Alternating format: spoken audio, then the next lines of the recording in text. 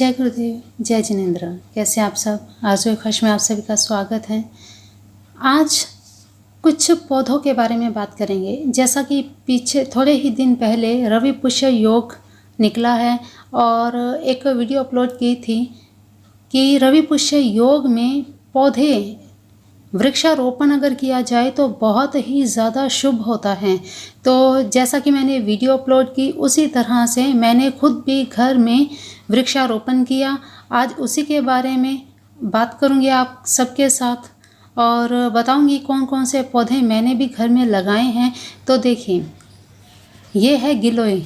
गिलोय सभी जानते हैं, आयुर्वेद में बहुत ज़्यादा इस्तेमाल होता है और बहुत ही ज़्यादा बेनिफिट हैं। अगर आप जानना चाहते हैं तो ज़रूर कमेंट कीजिएगा कि गिलोय के और क्या क्या फ़ायदे हैं। तो इसके बारे में आगे फिर कभी वीडियो में बताऊंगा। फिर इसके बाद है छुई मुई का पौधा, टच मी नॉट प्लांट जिसे कहते हैं।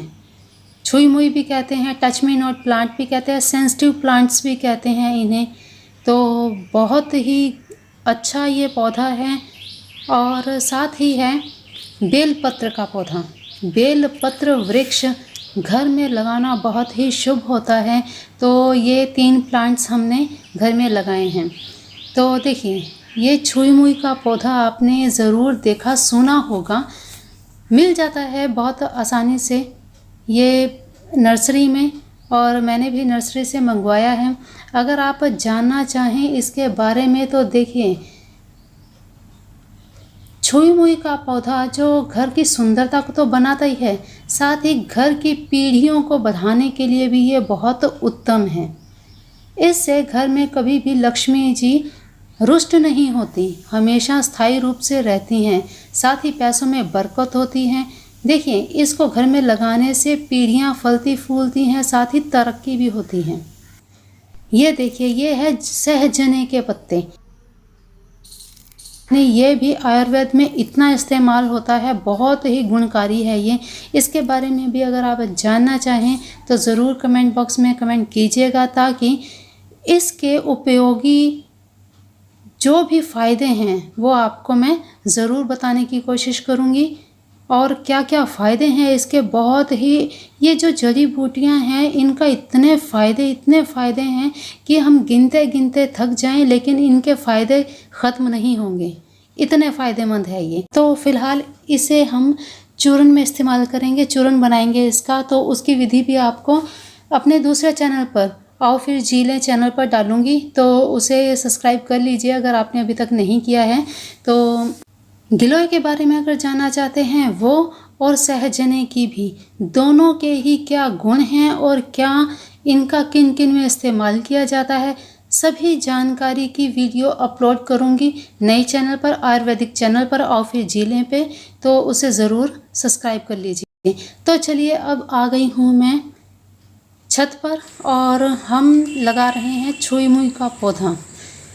देखिए, प्लांट रवि पुष्य योग में लगाने बहुत शुभकारी होते हैं। इससे क्या होता है, रवि पुष्य योग इतना शुभकारी नक्षत्र है, योग है, जिसमें आप पौधे अगर लगाएंगे तो जैसे जैसे पौधे बढ़ते हैं उसी तरह से आपके घर में बरकत बढ़ती है।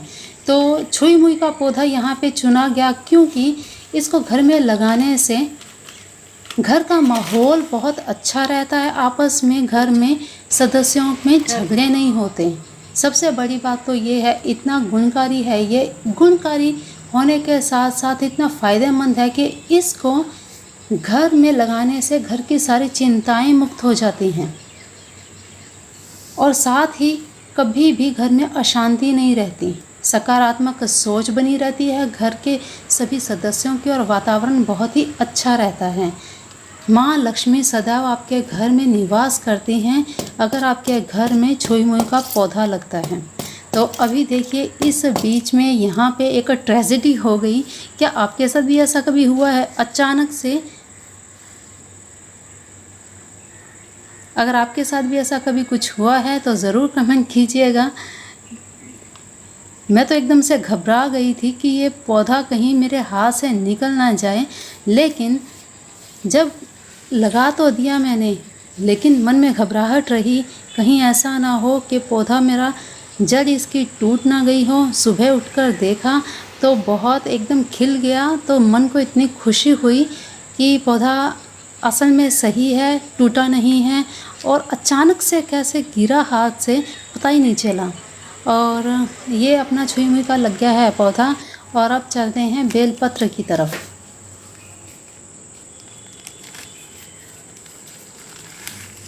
बेलपत्र सभी जानते हैं भगवान शिव को अति प्रिय है। क्या आपको पता है बेल वृक्ष के आसपास कभी सांप नहीं आते। अगर किसी की शव यात्रा बिल्व वृक्ष की छाया से होकर गुजरे तो उसे मोक्ष मिलता है। आसपास के अशुद्धि भरे वातावरण को शुद्ध करने में सबसे ज़्यादा बिल्व वृक्ष में ताकत होती है। आपको पता है 4, 5, 6 या 7 पत्तों वाले बिल्व पत्र पाने वाला परम भाग्यशाली होता है और अगर शिवलिंग पर अर्पण कर दिया जाए तो अनंत गुना फल मिलता है। इससे घर में बिल्व पत्र लगाना वंश को बढ़ाने जैसा है। बिल्व वृक्ष को कभी काटना नहीं चाहिए, काटने से वंश का नाश होता है। इसलिए घर में सदैव कांटे युक्त होने के बाद भी घर में इनको लगाया जा सकता है, क्योंकि भगवान शिव को ये अति प्रिय है।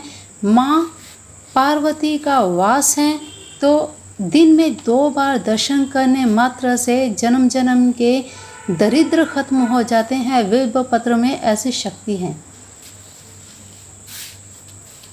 जन्मों जन्मों के पाप समाप्त हो जाते हैं। और जब अगर आपके घर में ये वृक्ष हो तो फिर कहने ही क्या। बेल वृक्ष को सींचने से, जल डालने से आपके पितृ प्रसन्न होते हैं, उनकी तृप्ति होती है। बेल वृक्ष और सफ़ेद आग को जोड़े से लगाने पर अटूट लक्ष्मी की प्राप्ति होती है। क्यों? क्योंकि माँ भगवती पार्वती का वास है बेलपत्र में और सफ़ेद आग में गणपति जी का वास है। तो बेलपत्र और सफ़ेद आग को साथ में अवश्य रोपण करना चाहिए। सोमवार से लेकर सुबह रोज़ बेलपत्र के दर्शन करने चाहिए, जल अर्पण करना चाहिए, भगवान शिव का ध्यान करना चाहिए। बेल वृक्ष का रोपण पोषण करने से महादेव अति प्रसन्न होते हैं और बहुत ही आपको लाभ मिलता है। बिल्व पत्र का पेड़ ज़रूर लगाना चाहिए। बिल्व पत्र तोड़ने के लिए पेड़ को कभी भी नुकसान नहीं पहुंचाना चाहिए। पत्ते जब आप तोड़ते हैं बहुत ध्यानपूर्वक प्यार से तोड़ना चाहिए। जैसे आप अपने बच्चे को सहलाते हैं उसी तरह से बड़े प्यार से हर पौधे के पत्ते को बहुत आराम से तोड़ना चाहिए। बिल्व पत्र में औषधीय गुण भी पाए जाते हैं। अगर आप इसके बारे में भी जानना चाहते हैं तो ज़रूर कमेंट कीजिएगा। आपको इनके औषधीय गुण क्या हैं, आयुर्वेद में इसका कैसे उपयोग किया जाता है, उसके बारे में भी आपको नॉलेज देने की पूरी कोशिश करूँगी। तो देखा आपने कितने ये चमत्कारी ऐसे पौधे हैं जिनको घर में रखने से आपके घर में धन धान्य बरकरार रहता है, सुख समृद्धि बनी रहती है। नकारात्मकता का तो आपके घर में वास हो ही नहीं सकता, ना ही आपके घर में दरिद्रता कभी आएगी।